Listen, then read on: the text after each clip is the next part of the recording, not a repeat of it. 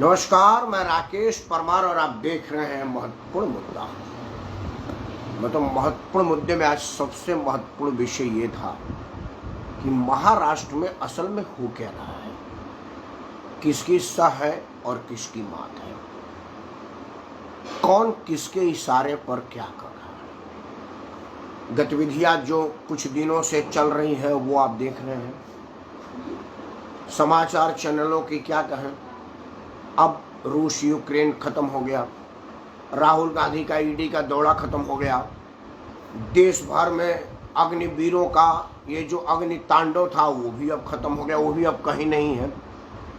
अब सिर्फ दिन भर उद्धव ठाकरे का खेल खत्म और महाराष्ट्र में क्या होगा कि ही विषय पर चर्चा हो रही है। चूंकि हमारे पास देश भर में संवाददाता नहीं है, सूचना का स्रोत समाचार माध्यम ही है, इसीलिए मेरे पास भी और कोई विषय नहीं है जिस विषय पर विश्लेषण आपके सामने रख सकूं। चूंकि मैं उन खबरों पर चर्चा नहीं करता जो समाचार चैनलों पर आ चुकी होती हैं या आपको दुखी कर चुकी होती हैं। मेरा तो कहना नहीं है कि आपके इस चैनल पर उन्हीं विषयों पर विश्लेषण दिखाई बताई या सुनाई जाती है जो किसी और समाचार चैनलों पर या तो होती नहीं या उसको होने नहीं देता। तो मेरा यह चर्चा कि असल में महाराष्ट्र में हो क्या रहा है, 1 मिनट बता दो कि क्या हुआ है ताकि आसानी रहेगी मुझे कहने में, आपको समझने में। आप तो बड़े समझदार लोग हैं, आपके समझ पर मैं कहीं कोई प्रश्न नहीं उठा रहा हूँ, मुझे स्वयं पर प्रश्न है, इसलिए मैं अपने समझने के लिए एक बार कह देता हूँ ताकि जो अगला बात कहूँगा वो रिलेट कर पाएगा। मित्रों, 2 दिन पहले खबर चला कि महाराष्ट्र के विकास आघाड़ी वाली सरकार अल्पमत में आ गई है। उद्धव ठाकरे की पार्टी शिवसेना के सबसे पुराने, बल्कि उद्धव ठाकरे से भी पहले के शिवसैनिक एकनाथ शिंदे ने बगावत कर दिया है और वो कुछ विधायकों को लेकर के गुजरात के शहर सूरत चले गए। उसके बाद खबरें चलने लगी, शिवसेना के बड़े बोले प्रवक्ता संजय राउत ने प्रेस कॉन्फ्रेंस करके पत्रकारों से कहा कि भाई देखिए, ये हमारे विधायकों को अपहरण करके ले जाया गया है गुजरात में। एक मंत्री की पत्नी ने थाने में रिपोर्ट भी दर्ज कराया कि भाई सज़ा बड़ा गंभीर होनी चाहिए क्योंकि मेरे पति का अपहरण हो गया है। दूसरा और सबसे महत्वपूर्ण बात आया कि संजय राउत ने कहा कि एक विधायक को बड़ी मार पिटाई हुई है, वो इतना पीटा गया कि वो हार्ट अटैक हो गया उसको मार के डर से, वगैरह वगैरह। विधायक जी आए, उन्होंने बोला कि जिस तरह से आगरा के किले में मुगल के कैद में ग्रेट शिवाजी मुक्त हो करके महाराष्ट्र वापस आ गए थे, मैं उसी तरह से उनके चंगुल से छूट के आ गया। और उन्होंने जो वर्णन बताया उसमें 2 बातें बड़ा स्पष्ट हो गई कि संजय राउत बकवास कर रहे हैं, झूठ बोल रहे हैं, देश को बरगला रहे हैं, देश को सांप्रदायिक उन्मादी या संप्रदाय विशेष, गुट विशेष, जात विशेष, धर्म विशेष, क्षेत्र विशेष या अलग अलग किसी 2 जातियों में या 2 राजनीतिक पार्टियों में लड़वाने, मरवाने और दंगा कराने का पूरा सोचे समझे रणनीतिगत साजिश रच रहा है। उनका इच्छा था कि शिवसैनिक सड़क पर आकर के तांडव करने लगे कि मेरे विधायक को अपहरण कर लिया गया और भारतीय जनता पार्टी काउंटर करे कि मैंने तो अपराध किया ही नहीं, और दोनों तरफ से मार कुटाई हो और ये बताया जाए कि देखिए भारतीय जनता पार्टी लोगों ने रिएक्ट किया और फलाना फलाना। या हो सकता है संजय राउत की ये इच्छा हो कि इतनी जना मार काट महाराष्ट्र में हो जाए कि मैं कहूँ कि भाई देखिए सरकार मार काट कंट्रोल नहीं कर पा रही है, उद्धव ठाकरे की तबीयत खराब हो रही है और मैं असली दावेदार हूँ, मुझे मुख्यमंत्री बना दिया जाए। क्योंकि सुना ये जा रहा है कि संजय राउत अपने भाई के मंत्री ना बनाए जाने से बड़ा खासे नाराज हैं और अंदर खाने भीतर घात करने का प्रयास कर रहे हैं, ऐसा चर्चा है दबे जुबान मुंबई राजनीति में, मुंबई के पॉलिटिक्स में, महाराष्ट्र के पॉलिटिक्स में। खैर संजय राउत के बातों का मैं तब भी वैल्यू नहीं दिया, तब भी नहीं दूँ, आगे का मैं नहीं कह सकता। विधायक जी आए और उन्होंने ये जरूर कहा कि मेरे साथ कोई मार पिटाई नहीं हुई थी, मेरा कोई हार्ट अटैक नहीं हुआ था, भारतीय जनता पार्टी की साजिश से महाराष्ट्र की सरकार गिराने का एक प्रयास किया गया था और वो लोग मेरे को अस्पताल में भर्ती करके मेरे शरीर पर कोई प्रयोग करना चाहते थे, मतलब उनको कोई नुकसान पहुंचाना चाहते थे, ऐसा वगैरह उनका अपना मंशा था। खैर अब दोनों तरफ की बातें आएगी तो स्पष्ट हो जाएगा। अब तस्वीर ये है कि 36 से ज़्यादा विधायकों की परजंस का एक सामूहिक मुस्कुराता हुआ फोटो एकनाथ शिंदे ने रिलीज किया है और उसमें हवाई जहाज में मस्ती करते हुए वो सारे के सारे विधायक दिखे गए हैं। मतलब वो ये बताना चाह रहे थे कि मैं मौज मस्ती कर रहा हूँ, निश्चिंत हूँ, फ्री माइंड हूँ, ना तो मुझे कोई अपहरण किया गया है, ना ही मेरे को कोई अपहरण करके यहाँ पर लाया है, खेल चल रहा है। अब एक नया संगूफा शरद पवार ने कल चलाया था कि ना हो तो एकनाथ शिंदे को ही मुख्यमंत्री बना दिया जाए, अगर उनके साथ विधायक की संख्या ज़्यादा है तो। पता चला कि ये बात हवाई बात हुई। अब आज एक समाचार खूब चला। असल में क्या है कि ये भी समाचार क्या उतनी बड़ी झूठ है, जिस तरह से संजय राउत ने कहा था कि मेरे विधायक को पीटा गया था और इतना पीटा गया कि हार्ट अटैक आ गया, तो क्या उसी तरह के समाचार मानो कि जो कुछ लोग हवा में एक बात फैला रहे हैं कि शायद शिवसेना के आला नेतृत्व मतलब उद्धव ठाकरे का सहमति से ये बगावत हुआ है। आज का चर्चा इसी पर है, क्योंकि ये बहुत बड़ी बात है और ये गंभीर चर्चा है और गंभीर विषयों पर गंभीरता से चर्चा करने के लिए ही मैं जाना चाहता हूँ। मेरे दर्शक कम हो उससे मुझे कोई फर्क नहीं पड़ता, जो फैक्ट हो वो आपके सामने रखता हूँ, जो अपने बुद्धि ज्ञान विवेक से समझ में आता है कि भाई इन विषय पर आपके सामने अपनी बात रखनी चाहिए और आपसे आशीर्वाद लेना चाहिए, वो मैं आपके सामने रख रहा हूँ। पहले तो मैं ये मान के चलता हूँ कि उद्धव ठाकरे की सहमति नहीं है, वो एकनाथ शिंदे की अपनी राजनीतिक वर्चस्व और विधायकों के ऊपर ठाकरे परिवार का दबाव और विधायकों के ठाकरे परिवार के सामने स्थिति दुर्गति जो है, उससे यह लग रहा है कि सारे के सारे विधायक बिदके हुए हैं, उनको अपना अस्तित्व खतरे में लग रहा है, अपना स्वाभिमान जागा हुआ प्रतीत हो रहा है। इसीलिए वो सोच रहे हैं कि भाई बाला साहब ठाकरे की चाकरी किया, उनके सामने खड़ा नहीं हो पाते थे, अब उद्धव ठाकरे के सामने भी ये स्थिति है और कल का ये पेंगुन जो उनका बेटा है उसके सामने भी ये स्थिति होगी, तो ये तो फिर वो कांग्रेस वाली हाल होगी ना कि इंदिरा राष्ट्रमाता, राजीव जी राष्ट्रपिता, फिर सोनिया जी राष्ट्रमाता, फिर प्रियंका जी राष्ट्रमाता, फिर राहुल जी राष्ट्रमाता, फिर उसका बच्चा होगा वो राष्ट्रमाता पिता, फिर हम कहाँ जाएंगे?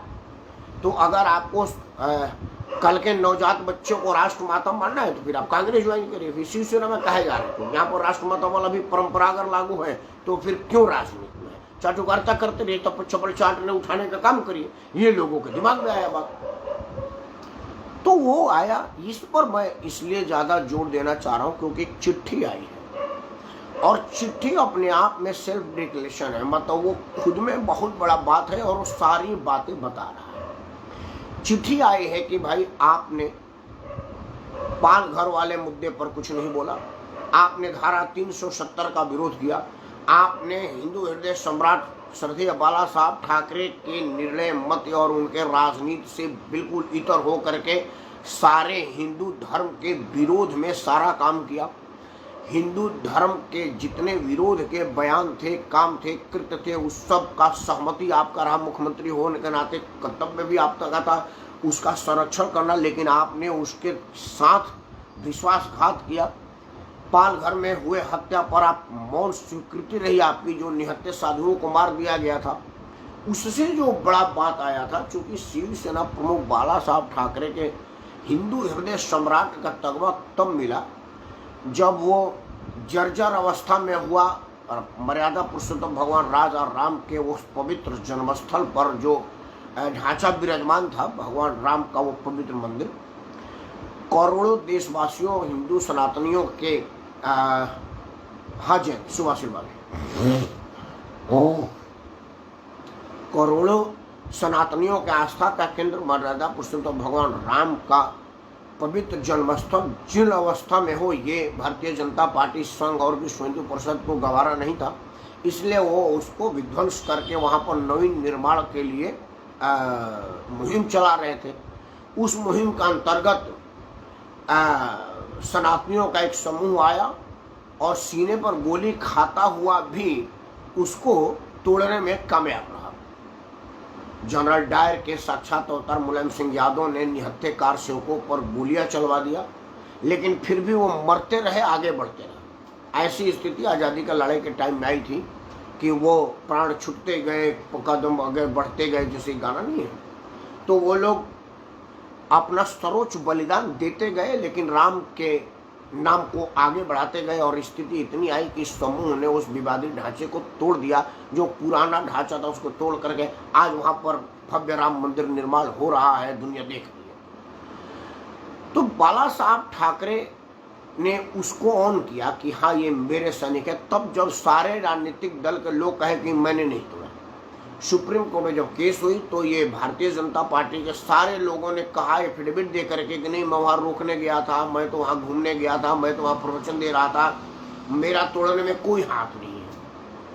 कोर्ट पूछ भी रहे तो को क्या है, भूकंप से गिर गया, अपने से गिर गया, जब किसी ने तोड़ा ही नहीं तो टूट कैसे गया इतना पुराना ढांचा। तब हिंदू हृदय सम्राट बाला साहब ठाकरे ने कहा है कि अगर वो कोई तोड़ा है तो वो मेरा शिव सैनिक है, मैं ऑन करता हूं, और अगर इसके लिए कोई सजा भारत के संविधान में है तो वो मुझे दिया जाए, मैं उसका दोषी मानूं। तब बाला साहब ठाकरे को हिंदू हृदय सम्राट का तगमा मिला था। उसी हिंदू हृदय सम्राट तगमाधारी का बेटा राम मंदिर निर्माण पर भाजपा का आलोचना कर रहा है और राम मंदिर निर्माण पर कांग्रेस और एनसीपी का लाइन ले रहा है।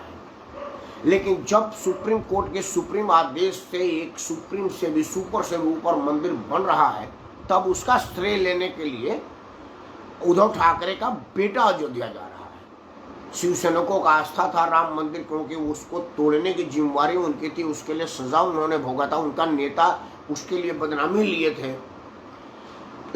तब जा करके हुआ कि जो लोग जहाज में चढ़ गए थे उन लोगों को उतारा गया, जो लोग ट्रेन से पहुंच गए थे उन लोगों को कहा गया कि प्लेटफॉर्म से वापसी का ट्रेन पकड़ लो, अयोध्या की भूमि पर उतर करके राम मंदिर में मत जाना, क्योंकि राम मंदिर निर्माण कार्य में सिर्फ और सिर्फ श्रेय मेरे बेटे को जाना चाहिए, क्योंकि मेरे बाद मेरे राज्य का वारिस वही होने वाला है। अगर तुम सब जा करके राम दरबार में अपना फोटो खिंचवा लोगे तो तुम्हारा भी नाम हो जाएगा। ये एक बहुत बड़ा इल्जाम था जो सच्चाई के इर्द गिर्द दिख रहा है, सच्चाई के चाशनी में लग रहा है।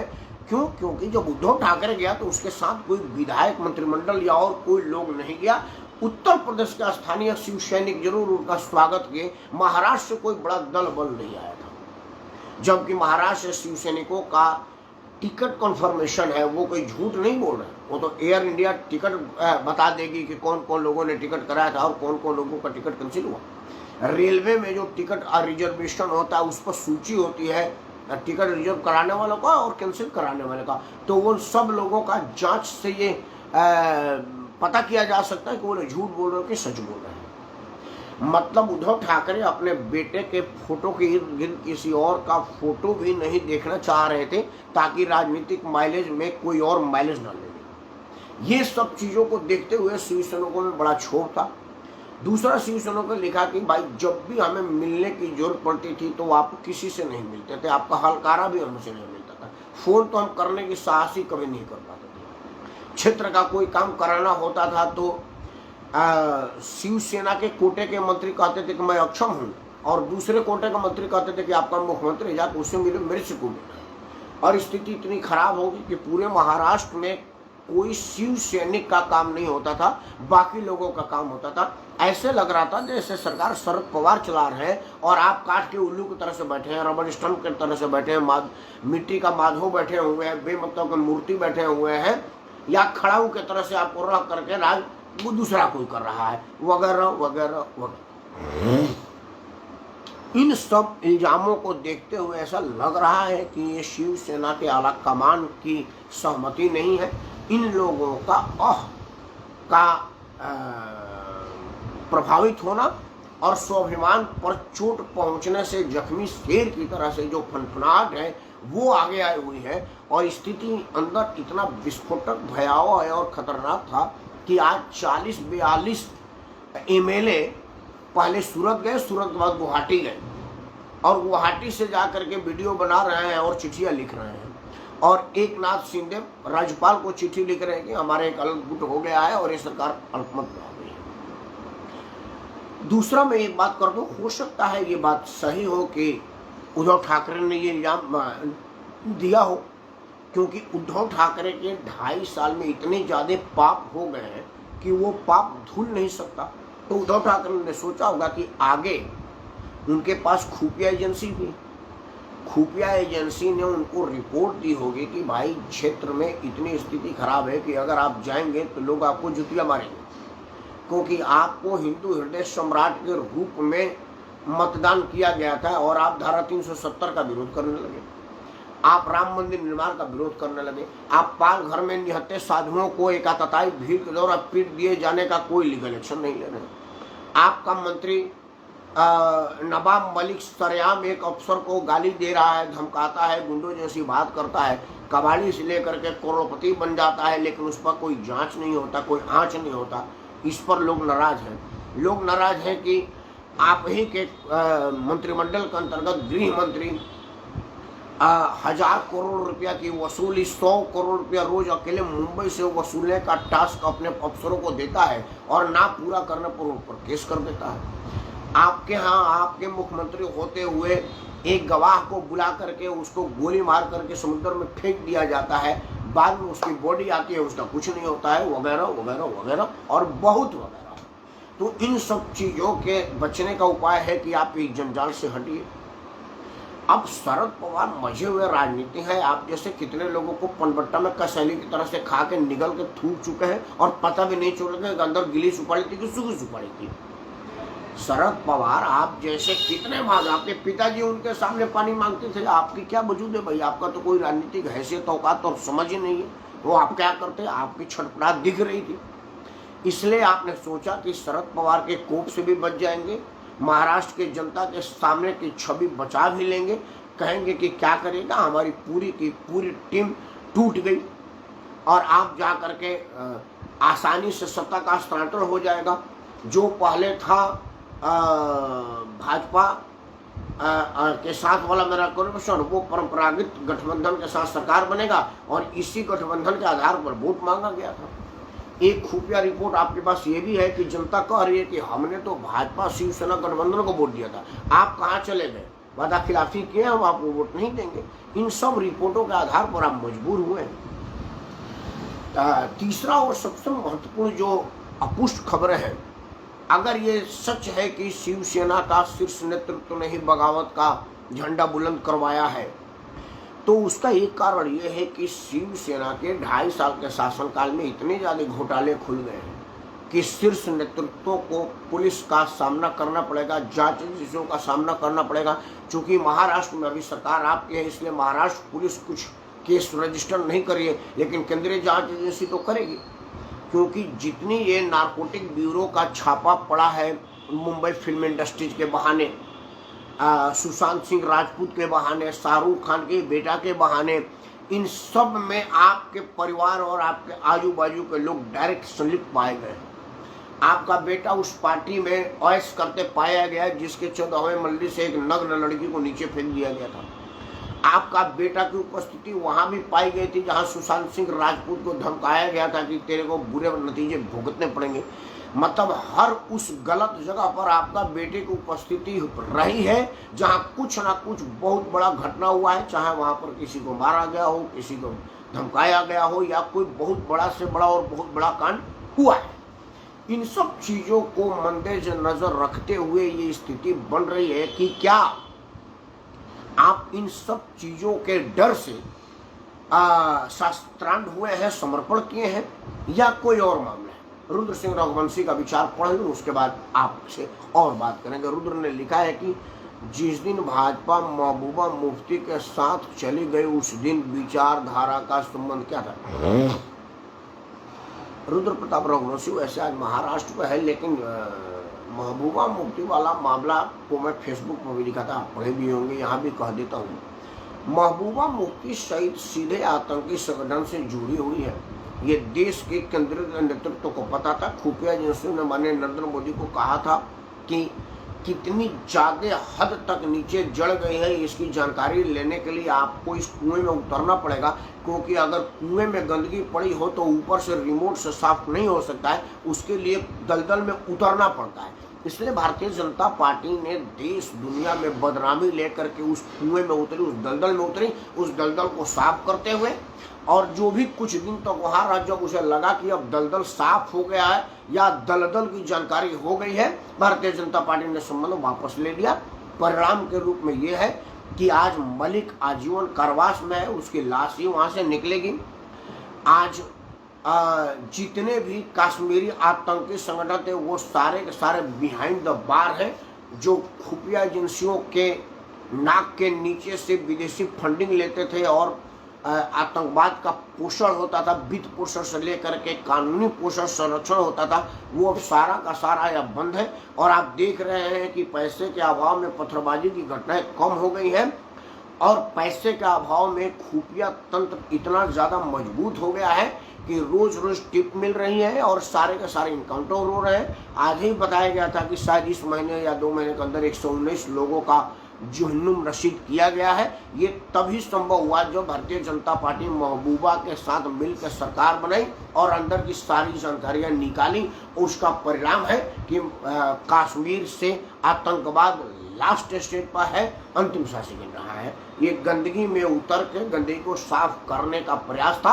इसका मतलब ये नहीं है कि जो आदमी गंदगी में उतरा है वो गंदा है, नहीं, उसका काम गंदगी को साफ करना है, इसके लिए गंदगी में उतरना पड़ता है। ये मजबूरी थी, ना कि विचार और वैचारिक मजबूरी थी। भाजपा अपने वैचारिक परिवर्तन में उसी तरह से अटल है जिस तरह से पुरान के पात पर पारा होता है वो गंदा नहीं होता। भाजपा की स्थिति वही है कि चंदन विष व्यापत नहीं, लिपटे रहत भुजंग, वही वाली स्थिति है। वो चंदन है, उसमें कितना वो भुजंग रहे उसका विष चंदन में नहीं आता है, वही भाजपा की स्थिति है। उसके साथ कितने भी भुजंग रहे वो अपने विष से चंदन को प्रभावित नहीं कर सकते। आते हैं महाराष्ट्र सरकार को। रुद्र प्रताप ने दूसरा एडवाइस कर दिया, डिरेल करने का स्वभाव है इनका, लेकिन फिर भी मैं पढ़ लूँ। रुद्र प्रताप ने कहा कि आप किस बात से मैं सहमत हूँ कि कुएं में उतरना पड़ता है। अब उस समय ड्रोन भी नहीं था कि प्रधानमंत्री जी को ड्रोन से देख लेते। हाँ, बिल्कुल ठीक कहा, उन्हें कुएं में उतर के गंदगी साफ करने का मनसा था और आज कश्मीर की गंदगी साफ होता हुआ दिख रहा है। आप खुश होइए, कुछ दिनों में बिल्कुल साफ हो जाएगा। अपने बलिया छपरा जैसे भी अपराध नहीं हो पाएगा, कश्मीर वापस जन्नत बनेगी, निर्भीक जन्नत बनेगी। अब जाकर के घूमेगा। बात महाराष्ट्र में 2 मिनट को आधा घंटा से ज्यादा हो गया। तो मित्रों, तो इस स्थिति में केंद्रीय जांच एजेंसियों के जांच के अंदर का मसाला बहुत सारा आ गया लगता है उन लोगों को। तो शायद वो शास्त्रांत कर रहे होंगे और अपने सबसे वफादार जो उनके पिताजी के जमाने का आदमी था उसको इशारा किए होंगे कि आप बहुत सारे लेकर के जाओ और सरकार बना लो। सरकार बनाओगे, भारतीय जनता पार्टी के साथ रहेंगे तो शायद जांच एजेंसियों के खौफ से बच जाए, और नहीं तो एक अपना ही तो भाई जा रहा है और अगले बार विधानसभा चुनाव में जाने भर की स्थिति बन पाएगी। क्योंकि भारत के जनमानस की यादाश्त बहुत कमजोर होता है। हम उनको बताएंगे कि भाई देखिए, हम भाजपा और शिवसेना गठबंधन के लिए वोट मांगने आए हैं, हम इसी गठबंधन का आदमी है, बीच में थोड़ा भटक गए थे। क्या ये है? और अगर ऐसा है तो ये और भी खतरनाक और गलत है, क्योंकि लोगों की यादाश्त बहुत मजबूत बेशक ना हो, लेकिन अब आजकल सोशल मीडिया है, वो सारे के सारे क्लिप वीडियो पे है और वो सारी वीडियो दिखाई जाएगी। जो आपने पालघर के घटना पर कहा है, जो आपने राम मंदिर पर कहा है, जो आपने 370 पर कहा है, वगैरह वगैरह वगैरह। बात रुद्र प्रताप की पढ़ लूँ। रुद्र के आज के समय में भारतीय लोकतंत्र में विचारों की दुहाई देना आप जैसे प्रखर वक्ता और तटस्थ पत्रकार के लिए अति अशोभनीय है। और मैं विचारों के संबद्ध होने वाले आपको इस बात का पूर्व देखिए, आप विरोध करिए, आपका स्वतंत्र अधिकार है। मैंने कब कहा? लोकतंत्र में विरोध करने का अधिकार हर आदमी को है। आप मेरे विचार से सहमत हो या ना हो, ये दोनों अलग अलग बात है। लेकिन जो मैं समझ पा रहा हूँ, ये समझ पा रहा हूँ कि महबूबा से 60 गांठ महबूबा के इश्क में फिदा होकर के नहीं हुआ था, सत्ता का लालच में नहीं हुआ था। क्योंकि जब महबूबा के साथ सरकार बना था उस वक्त उत्तर प्रदेश समेत देश के कई राज्यों में भाजपा की सरकार थी। सरकार बनाने के लालच नहीं था, इसलिए वो वाली बात नहीं आ गई। सरकार में आ करके उस चीज़ों को समझना और उन खुफिया जानकारियों को प्राप्त करने का उद्देश्य था, क्योंकि बहुत सारी रिपोर्ट सरकार के पास ही आती है और वो तभी आएगी जब आप सरकार में होंगे। इसीलिए वो सरकार में हुए थे रिपोर्ट की जानकारी लेने के लिए। एनीवे, महाराष्ट्र की बात कर रहा हूँ। आपको एक हंसी वाली बात कर दूं, चूंकि अब चुनाव हो गया इसलिए बहुत फर्क नहीं पड़ेगा। आजमगढ़ में उपचुनाव हो रहा है। आजमगढ़ में जब चुनाव हो रहा था, दिनेश लाल यादव निरहुआ अहिर होने के नाते मुलायम सिंह को अपना नेता मानता था। या ये कौन सा, ये लोग तो नचने गाने वाले लोग हैं, जो साटा करेगा, जो भाड़ा देगा उसके जा करके गुणगान करेंगे। इस सब बात हम मनोज तिवारी के लिए देख चुके हैं। मनोज तिवारी योगी आदित्यनाथ के विरुद्ध चुनाव लड़ रहे थे और यहाँ पर बहुजन समाज पार्टी के विरुद्ध समाजवादी पार्टी के उम्मीदवार के रूप में, और दिल्ली में आकर के बहुजन समाज पार्टी के पक्ष में राम सिंह का प्रचार कर रहे थे, क्योंकि राम सिंह ने चंदा पैसा दिया था, बाहर किया था। तो इन लोगों का कोई दीन ईमान नहीं है। लेकिन फिर भी दिनेश लाल निरहुआ ने अपना भोजपुरी बोला था, देखा भैया, जो हमारा साइकिल देखिए वही पर मोहर लगाई है, साइकिल के दौड़ाओ एक दिल्ली पहुंचाओ। कैसे साइकिले बात तबे जा करके वर्चस्ववाद देश के नाम बा। अब वो बोला हुआ वीडियो आज निरहुआ के चुनाव में पूरा आजमगढ़ के लोगों के मोबाइल पर घूम रहा है और निरहुआ ही बोल रहा है। और आज निरहुआ साइकिल के विरुद्ध वोट मांग रहा है। तो वीडियो तो पड़ी हुई है ना, लोग कंफ्यूज कर रहे हैं कि भाई क्या बात है, आज साइकिल पर बटन दबाने का बोला। तो जो ठेठ अहिर होगा, अहिर बुद्धि वाला, वो तो कहेगा ना कि मेरा अहिर भाई ने हमको साइकिल पर बटन दबाने के लिए बोला, तो दबाएगा। तो वही हाल उद्धव ठाकरे की होगी। जैसे ही चुनाव खत्म हो जाएगा, शरद पवार के साथ मंच पर बैठ करके जो आपने राम मंदिर में भाषण दिया है, जो आपने 370 पर भाषण दिया है, जो आपने कश्मीर पर भाषण दिया है, जो मर्यादा पुरुषोत्तम भगवान राजा राम पर भाषण दिया है, वो सारे भाषण चलेंगे ना चुनाव के दौरान। लोगों को कहाँ पता होगा कि आज की रिकॉर्डिंग है कि कल की रिकॉर्डिंग। तो स्थिति जो भी हो, एक बात मुझे बड़ा खुशी हो रही है, और ऐसे अगर कोई भी घटना होता है तो मुझे खुशी होती है। लोकतंत्र अगर परिवार तंत्र से अलग होता है तो मुझे बड़ी खुशी होती है। अगर ये मुझे लगेगा कि एकनाथ शिंदे ने वाकई विद्रोह किया है और शिवसेना पर अपना वर्चस्व स्थापित करके उद्धव ठाकरे के वर्चस्व को ललकार दिया है, चकनाचूर कर दिया है, नेस्तनाबूद कर दिया है, खत्म कर दिया है भारतीय राजनीति, महाराष्ट्र की राजनीति और मुंबई के पॉलिटिकल दबदबे में अब ठाकरे पूरा कल की बात हो गई है, तो मुझे बड़ा खुशी होगा। क्यों? क्योंकि मैं चाहूंगा कि परिवारवाद की जगह लोकतंत्र हो और असली लोकतंत्र। उसी तरह से मुझे खुशी होगी जब उत्तर प्रदेश में पता चलेगा कि अखिलेश यादव का कोई नायब अखिलेश यादव के सत्ता को चुनौती देकर के समाजवादी पार्टी पर कब्जा किया और अब लोगों का पार्टी हो गया। वही बात मैं बहुजन समाज के लिए चाहूँगा, वही बात मैं तृणमूल के लिए चाहूँगा, वही बात मैं तेलुगु देशम के लिए चाहूँगा, वही बात उन तमाम पार्टियों के लिए चाहूँगा, डीएमके एडीएमके, कि वहाँ के आम लोगों ने वर्चस्व को अपने हाथ में लिया है और मठाधीशों को नकार दिया है, क्योंकि ये सब के सब गलत करते थे। लालू प्रसाद का 7वें में 7 बार फेल लड़का आज इतनी आतताई कर रहा है, वो इसलिए कि वर्चस्व की लड़ाई में जीत रहा है। रुद्र प्रताप की बात पढ़कर बंद करूँगा। मनोज तिवारी और दिनेश लाल निरहुआ का जो चरित्र, उन दोनों का चरित्र व्यक्तिगत नहीं है और भाजपा के शीर्ष नेताओं को चरित्र की परिचय करता नहीं। भारतीय जनता पार्टी लोकतांत्रिक पार्टी है, वो कलाकारों को भी सम्मान देती है, वैज्ञानिकों को भी सम्मान देती है, खिलाड़ियों को भी सम्मान देती है, आम जन को भी सम्मान देती है। तो वो उन्होंने मनोज तिवारी और दिनेश लाल निरहुआ कला क्षेत्र को प्रतिनिधित्व करते हैं, इसमें कोई दो राय नहीं है। और उनको अपने पार्टी में लेकर के प्रदेश अध्यक्ष और लोकसभा का टिकट देने के पीछे कलाकारों का मनोबल बढ़ाना है, ना कि चरित्र का। चरित्र पर चर्चा करिएगा तो डिबेट ज़्यादा हो जाएगा। आज चरित्र पर नहीं है, आज बात है कि कौन किसके साथ है, महाराष्ट्र में कौन किसके साथ है। मित्रों, महाराष्ट्र में चाहे जो भी हो, उद्धव ठाकरे का इशारा हो या वाकई विद्रोह हो, दोनों ही स्थिति में आगे आने वाला समय महाराष्ट्र के लिए बढ़िया होने वाला है, ऐसा मुझे उम्मीद है। और अगर ये सत्य होता है कि एकनाथ शिंदे ने वर्चस्व की लड़ाई में बढ़त हासिल कर ली है, तो मुझे बड़ी खुशी होगी। फिर मुझे उत्तर प्रदेश में इंतजार रहेगा, बिहार में इंतजार रहेगा, और यहाँ से भी दुआ करेंगे कि कोई आदमी, कोई एकनाथ शिंदे यूपी बिहार से भी निकले।